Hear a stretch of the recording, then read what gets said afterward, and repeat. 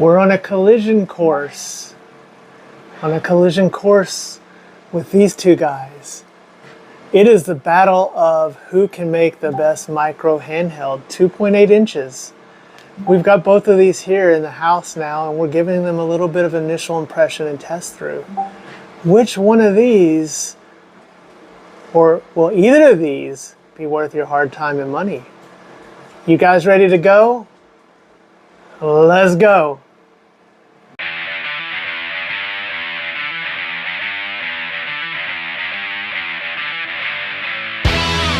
Hey Deadheads, welcome back to our channel. Or welcome for the first time, new Deadheads. So we have been in the middle of this awesome little battle going on among the 2.8 inch screens. And we're today going to take a first look at two of them that just released. They both came in over the weekend. We have been messing around with them, kind of testing them out, seeing how they're working. Got a lot of questions about some of them, and one of them is a little bit more surprising than from what I expected. So remember to hit that like button and subscribe, guys. We love the community. It's growing. We want to keep growing this. Leave us a comment. I love the banter going on. Check out the community. I'm continuing to post lots of cool stuff there. And check out my Etsy store. I've got some pretty cool products that I'm designing for our beloved handhelds, especially if you're into grips or stands. Anyways, guys, let's start taking a look at this. So the Miyoo, it doesn't come in your traditional box. It comes in this really nice case. And I've got to say, I do like the design of this case. I like that it's the material it's made of. It looks like it's got pretty good screen printing on here, and it has the A30 name on it. So pretty clearly what you can see.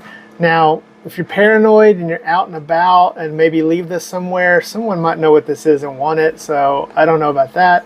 But it is also what you would typically see on the box. I guess they put these in here, made in China, and all these little symbols. I don't like that. I wish that wasn't on there. It would have been nice to have something different. Now, one little nice touch is this. I really like this little, just a little added touch here. A little nook right here, a little, I don't know, charm, I guess is what it's called, of the controller. So that's pretty nice here. You do have your little strap here so you can kind of attach it to things. So upon opening it, you get a really nice looking little handheld. So let's take this guy out of here and we'll look at him in a second. If you watch any of the unboxings, so you do have Miyoo has their typical standardized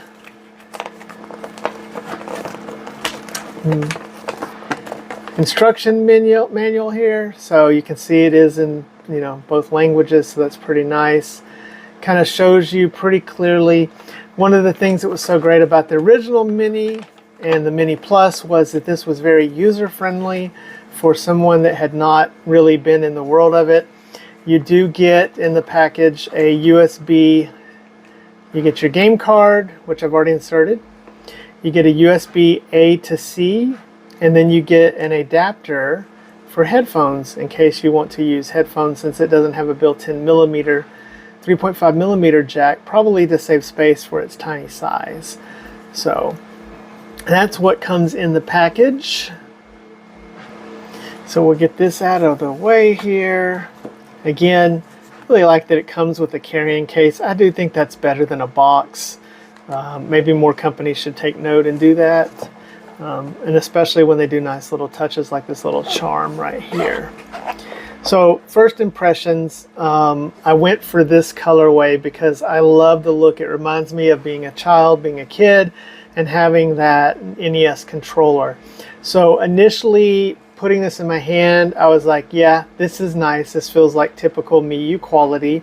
I just really love the contrast of the black and white, especially the little lines around it and how it highlights it. I love the dual colors here, the red and black. Neat little thing right here with the speaker on the screen here. And these buttons are your typical Miyoo buttons. They feel just like they did on my Mini. So pretty much the same buttons, I'm pretty sure. They have pretty good travel distance, and they feel nice and not overly clicky, but firm enough. So pretty springy too. And you have a select and start right here. Then you have your speaker grill right here. On the bottom you do have your TF slot right here, so you have the 1 TF slot. Then you have the stick. Now this is pretty interesting and a bit controversial, but we'll get to that. So the stick here does have R3 support, so that's really nice. I like that. It does have that R3 support, which I think is important. And then you have your D-pad, which again feels a lot like the Miyoo D-pad. It's kind of recessed in the center. I like the curvature of it, which makes it good. I don't see many false diagonals. Your top buttons are inline and they feel nice. Nice. Then you have an USB-C port for charging. And then you have your menu button. So I mistakenly thought this was the power button several times, so don't do like DeadfredCo and make sure this is not power. You have your volume rocker, and then you have your power button over here with your lights to indicate power. And then on the back you just have a little minimal Miyoo branding. See, why did that have to go on the case? They have it on the unit. I don't know, but this is model A30, built-in rechargeable battery. And again, that black and white contrast just looks really nice. I really like it. Initially, we thought maybe these little plates would be interchangeable. Maybe somebody will mod and do stuff like that, so that would be nice. But yeah, first initial impressions in the hand, this thing is light. It doesn't feel cheap. It feels nice. I like the shape. I like the position of the stick. I'm glad the D-pad's up top and not flipped. I was a little worried that they would do something like that. But yeah, this feels pretty good in the hands. I don't have any issue with it. So let's get this thing fired up. And then you have, you know, the standard OS. Now this does not have Onion. I've been told that the Onion team does have these units and are working to possibly put Onion OS on this. I know that they're working on some other devices as well. They're probably very busy. So who knows if this will actually ever get Onion OS. That being said, this is your standard Miyoo OS. It's not awful. It's not great. It's doable. Now let me talk to you. If you're somebody that's never played one of these handhelds, if you're watching Deadhead and you're a brand new Deadhead for the first time and you're looking for your first handheld, then you're probably going to find this to be very user-friendly. It does have the favorites, the game, the RetroArch. You might say, well, what's RetroArch? You'll learn. Your app section, your settings, and then, you know, you can go in and do a bunch of different settings, your brightness. This thing doesn't get very bright. That's one criticism of it. It gets kind of dark, but I found a setting of 7 to be okay indoors. And outdoors, if you're in sunlight, it's just going to be hard to see. You can change the color on it, your language, calibrate, your joypad test. So I do like that, the joypad test. And my joypad had some issues, so I had to go in and calibrate, but now I feel like my joypad doesn't have any stick drift. Although, you know, this thing is not a Hall-based sensor, so it could be susceptible to that for it. But nice that they have that. So your key mapping, your Wi-Fi, your volume, background volume, and then you can set the frequency here. So if you want to have longer battery life and play more lower level Game Boy Color, or if you want to get up there and start popping in some Dreamcast, you might want to, you know, bump up the frequency there. You can hibernate after so long, USB storage, there's some fixes here, factory reset, and then your device info. And so this does ship, or at least mine shipped with 4.12 software from April 12th. Again, I do have the CPU up there at that, and my SD card is unmounted right now because I don't have it in there at the second. So we are going to get the SD card loaded here in a minute. I wanted to take a look at the just initial eMMC software. If you go into there, it's not going to find any games because I don't have, again, the SD card loaded. So let's get it loaded. So we'll start off with some Dreamcast, and we'll start with some Soul Calibur.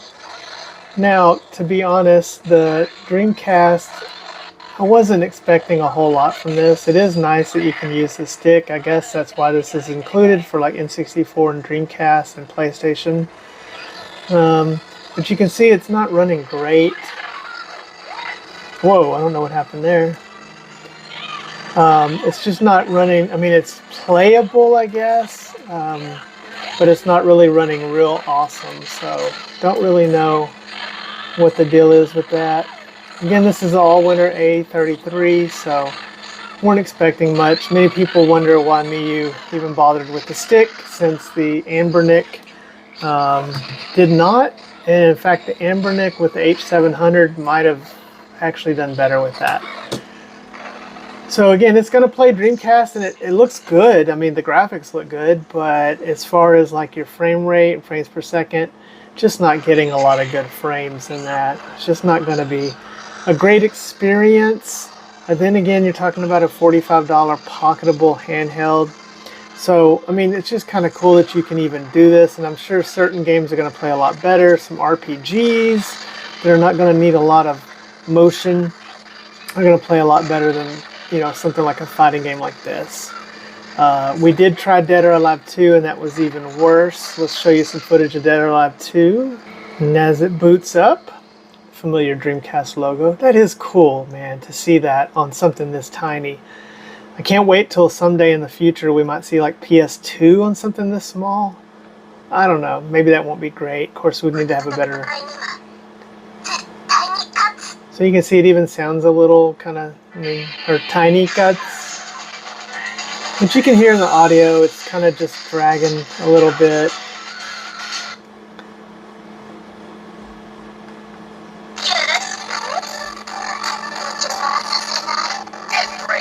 And it's just not, I mean, you can see this is worse than Soul Calibur. And I messed with a lot of settings. I tried to get this to run better, but it's not, you know, maybe Onion. Maybe there's some high-level software stuff that can happen here. But again, I just don't think you're going to want to play Dreamcast on this. And this thing starts heating up. It starts heating up in the back. Just to even get it to run this. So again, not a great experience on some of these games. You're probably going to get some to run at a, you know, a level that's respectable, but I really wouldn't play this for this. Alright, Deadheads. Let's take a look at some PS1, because the stick actually can work for PS1. And as we load in some PS1, we'll go into, what else? Tekken 3. So you can see this is playing fine. Not a surprise here. I mean, we know PS1 is not going to be anything difficult to emulate, you know, for this CPU. But yeah, it looks good. And, you know, no stick support. So I don't know. I mean, not that you'd want to use a stick support in this game. But again, PS1 looks great. But if we shift to something over that does have the stick support and we start using it, and this is where disappointment begins, Deadheads, because no matter what setting I did in RetroArch, I could not get the analog stick to function. I tried many different things. So leave me a comment, Deadheads, if you guys have an idea of why I was unable to get the analog stick to work in Gran Turismo. Maybe the first game doesn't support analog. I didn't think of that, but now that I'm playing and filming, maybe that's it. But anyways, let's see if I can try a different game. Let's try N64, because N64 certainly had a stick on the controller. So let's see, and the original PlayStation didn't ship with one, so let's try N64. So hopefully we'll have better luck with Mario Kart 64, certainly. And already, yes, the stick is working here. So again, it could have been that maybe just that ROM doesn't support analog. I didn't think of that initially. But let's try this stick out and see how it works.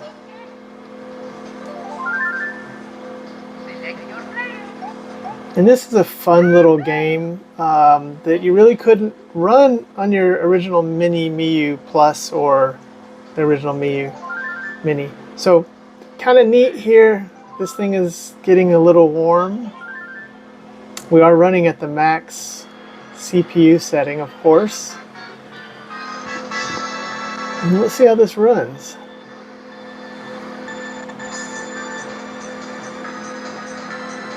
Okay, not bad.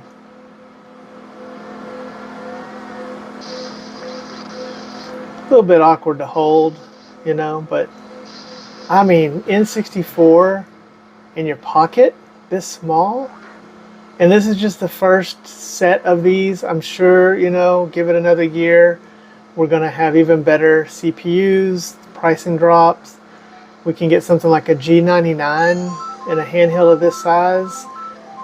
Boy, that's going to be exciting. So yeah, I would say this is playing this game anyways pretty well. And again, this is a first look. This isn't meant to be a full review, so keep that in mind, Deadheads.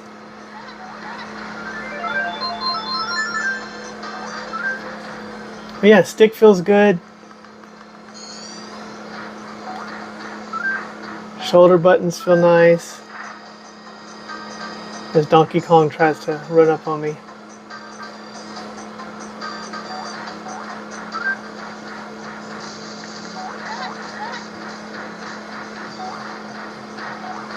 Alright, let's move on to the Anbernic. See what it can do in this battle for 2.8 inches. I've mentioned before how much I like the Anbernic boxes, adding the little nice inlay right here. So this one does have a nice one, just like some of the previous boxes. I think the Nano was the first one that I saw that had it. The 35XX Plus and the H also had that. So a really nice touch. This is your typical box. Your model numbers right here. It kind of shows a picture of the model that's inside. There's not a whole lot going on elsewhere. Again, we have that there, made in China.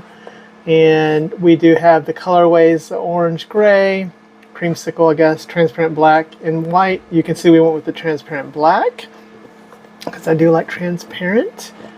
And upon opening, we have our typical packaging here. Let's get the unit out of here. We have a tray, and we have our manual. And it looks like this is probably a charging cord. Let's see what's in this. Should be USB. So yeah, USB A to C as typical. So gosh, I don't know about you guys, but DeadfredCo has way too many of these cords, so definitely going to leave that in the package. And no screen protector I don't see, so we have our little cover here. And okay, first impressions, this feels pretty good in the hands. This feels thick. Well, not thick. It feels a little thicker than the Miyoo that we looked at. So looking at these side by side, they're very similar in shape and size. And as far as thickness goes, I think the Anbernic, they're almost exactly the same. For some reason, maybe it's the material. This one just feels just a little bit heftier, which is ironic since it doesn't have the stick, the joystick. So looking at this, I do like, one of the reasons I went for this, I also like these sort of buttons, these glossy, shiny buttons with the lettering on them. And these buttons are typical Anbernic, and they have really nice, oh, these feel really nice. So I really like the travel distance, I like the springiness of this, so this feels really good. Same kind of thing going on here as the Miyoo with the port there. On the bottom, we do have, it looks like we have dual TF slots. So we do have the 2 TF slots, which is good. The Miyoo only had 1, and we have a headphone jack. So there's a big difference there. We have dual TF slots and a headphone jack, whereas on the A30, we just have on the bottom just that 1 slot for your TF card. So that is one difference here. On the side here, we do have our reset and our power button. And let's look at the D-pad. Nice. It's not as recessed as the, and it's actually sticking out a little further than the Miyoo, but I like it. This is good, typical. I think that, you know, hardware-wise, Miyoo, Anbernic, they both compete at a high level, and they both usually have pretty good products. Then you have your select and start right there, and you have your volume rocker on the side. And then one thing that's really unique is these shoulder buttons. I wasn't sure how I would like these. But now that I'm picking these up and using these, I gotta say that I'm really impressed with it. These feel really good. The natural shape of holding this being the size. I love the 35XXH, still love it. This is just like shrinking it down, taking off the sticks. But man, it feels good because you can rest the corner of that and you can kind of just access that like that and then hit these. Now I don't know how many games you're going to be playing on this that you're really going to use a lot of shoulder buttons. So that being said, you know, it's kind of maybe a little overkill, but this is nice. I really like this design. Let's see more of this. Then you have your HDMI out, you have your power button, and then you have your indicator and you have your USB-C port right there. So no standard charging on the bottom. You know, what can you say? So you have to charge this on the top. So let's get this guy fired up and let's take a look at him.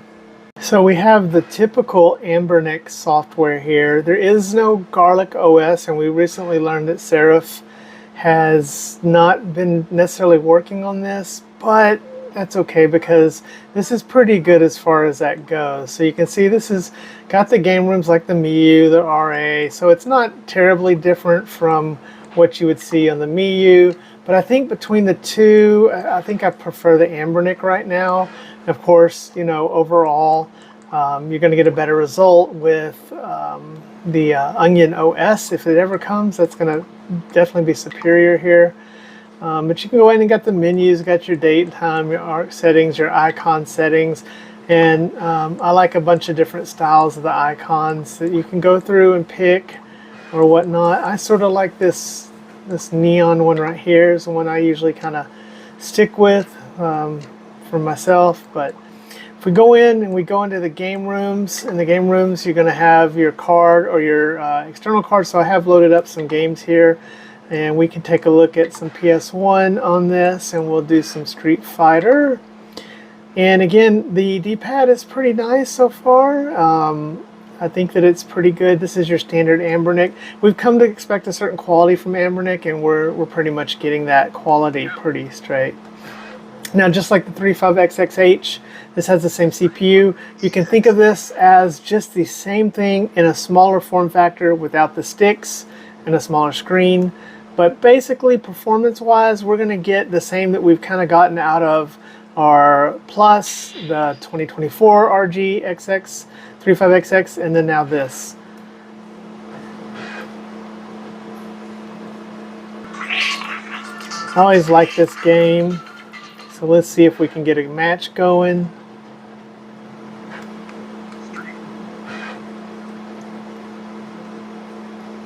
And of course, we'll be Ryu. Play the arcade. A lot of reflection today on this. I'm trying to hide that, but the screen's really glossy. So we'll be some Ryu, okay. And remember, Deadheads, I really like this feel right here.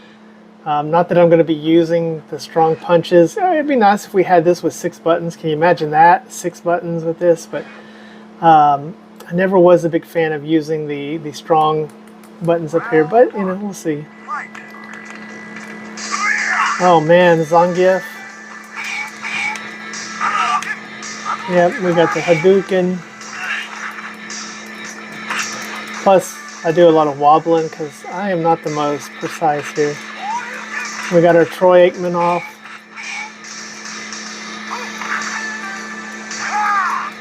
Get out of here with that old. Take some of this from me. Have a shave. Have a little bit of my leg. So yeah, it looks good. We're not surprised. PS1. Again, this CPU is not something that really is unknown. We've seen the H700 quite a bit by now. We kind of know what it can do. So, Hadouken. Let's do some Troy Aikman.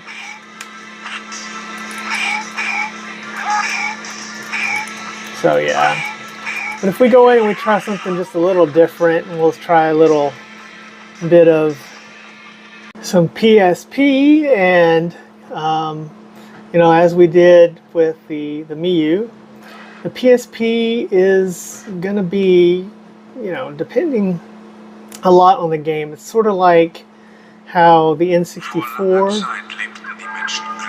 and the Dreamcast used to be on the old 3326. You could kind of get stuff to boot, but it doesn't mean it was going to play very well.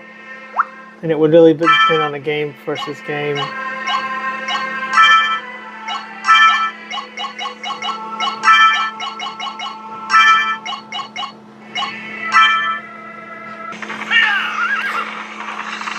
And you can see that this is, as it did with the H, this is looking and booting up pretty well. Again, I don't think I'm going to find much surprises here since we've already done the H and the Plus pretty much kind of know what the system can do. So this is really more about a form factor.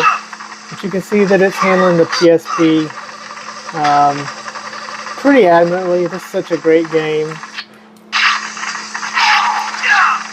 As I